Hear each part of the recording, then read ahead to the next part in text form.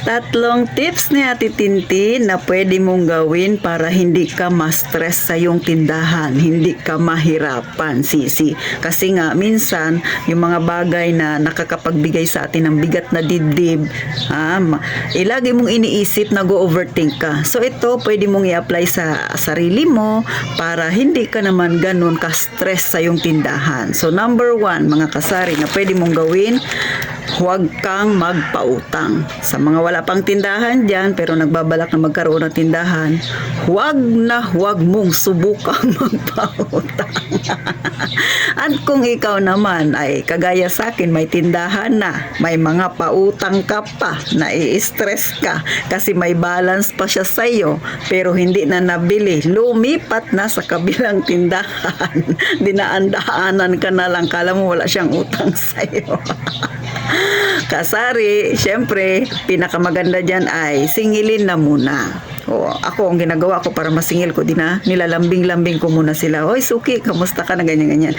Pagka nasingil ko na, sorry, hindi na ako nagpapautang sa inyo. So, hanggat maaari, huwag ka munang magsasalita ng sa tingin mo ay masasagasaan ang pride niya. Pero, baliktad na talaga ngayon mga kasari, no? Sila na yung may utang sa atin, sila ba yung makapal ang mukha? Tayo na ang mag-adjust. Pero wala tayong magagawa. Kung gusto mong masingil yung mga yan, makuha mo yung pera mo sa kanila, ay ganon yung dapat na gawin mo. Antayin mo munang makapagbayad sa'yo bago ka magsabing no, hindi ka na magpapautang sa mga makukunat na yan, mga kasari. So, number 2,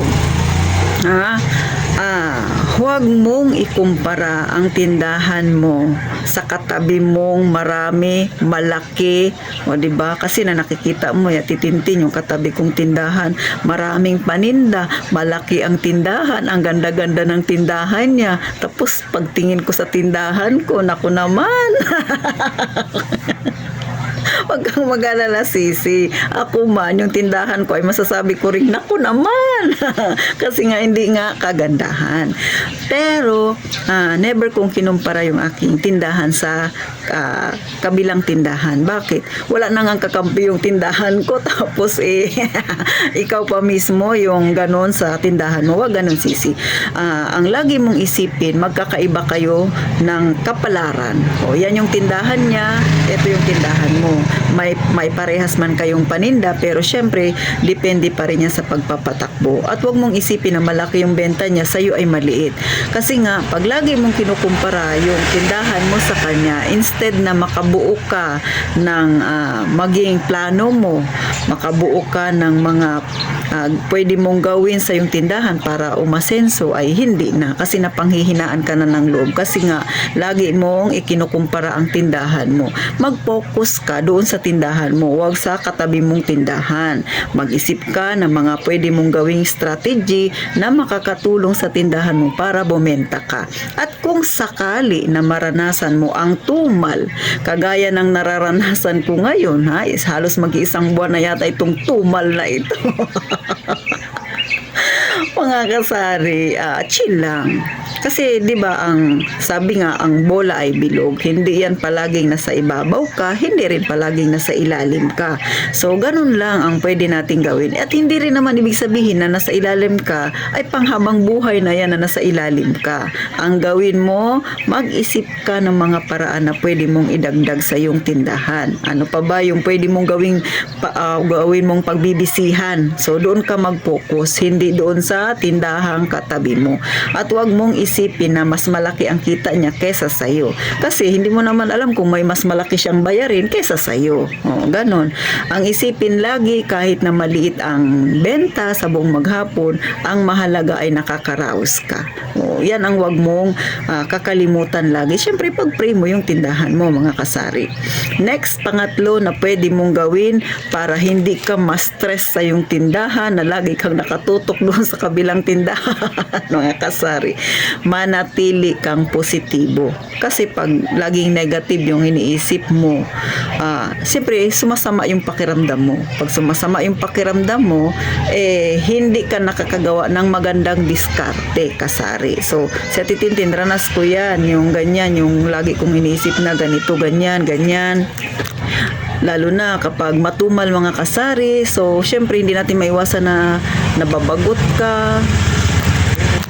Minsan, nakakapag-isip ka na, isara ko na lang siguro ito, lalo na yung tumal na tumal talaga. Siyempre, hindi maiwasan nakakapag-isip ka ng ganun. Pero, mga kasari, kung isipin mo, nakapagsimula ka na, yung iba nga dyan, maraming gustong magkatindahan, walang pampuhunan. Ikaw ba na mayroon ka ng tindahan, ngayon ka pa ba susuko? So, marami ka nang napagdaanan. So, ilaban mo yan, sisi. So, katulad nga si Titintin, ngayon talagang matumal, pero may bumibili pa naman. So, ganito, ginagawa ko, nagre-repak-repak pa rin ako habang nagmamarites ako sa inyo. Ako nga mga kasari, simula April, May, nung April, bumaba ang sales ko, May, nagbaba ng konti, tapos June, ngayong June talagang ramdam na ramdam ko yung pagbaba ng sales ko. Pero chill lang ako. Ang mahalaga kasi mga kasari ay kung paano mo hawakan yung pera mo. Basta kung may tindahan ka, wag laging mangutang. Wag laging bumili sa online. Kasi isa rin yan sa nakakadagdag stress. Wala ka nang benta. Tapos may dumating ka pa na order galing online na binili mo, shopping ka dyan. Wala kang pambayad kasi nga mahina ang kita sa tindahan. Tapos magbabawas ka doon sa pera ng tindahan mo, sa benta mo sa buong maghapon. Tapos ngayon, maluloka ka, katitingin ako, hindi pa nadagdagan. Tapos nabawasan pa kasi binayad mo doon sa rider. Diba? Kaya nadadagdagan yung stress mo. Para maging stress-free ka, iwasan mong mag-online shopping. Iwasan mo munang mangutang. Mga kasari ha, yung hindi makakatulong sa'yo, iwasan mo yan. Mas kahit na sabihin natin maliit ang kita ng tindahan mo, basta wala ka namang iniisip na maraming bayarin na hindi dapat bayaran, chill lang. Katulad kay Titintin, chill lang ako. Kasi wala naman akong maraming mga online shopping na dapat bayaran. Wala akong mga Lazada na yan, mga Shopee na yan, diba? At kung meron man akong in-order, ang pinambabayad ko dyan, may sideline ako. So, hindi ko siya kukunin doon sa aking tindahan, mga kasari. Kaya, ang Titintin, chill lang. Kaya kayo, hanggat maaari, iwasan talaga ang mga ganyang bagay para hindi ka ma-stress. So, paano? Maiksing usapan lang itong mga kasari, pero sana nagkaroon kayo ng idea para hindi kayo mahirapan sa inyong tindahan. So, press mo na yung subscribe button dyan ha, sisi. Paano? Magkita tayo sa susunod. Mag-iingat tayong lahat palagi, mga kasari.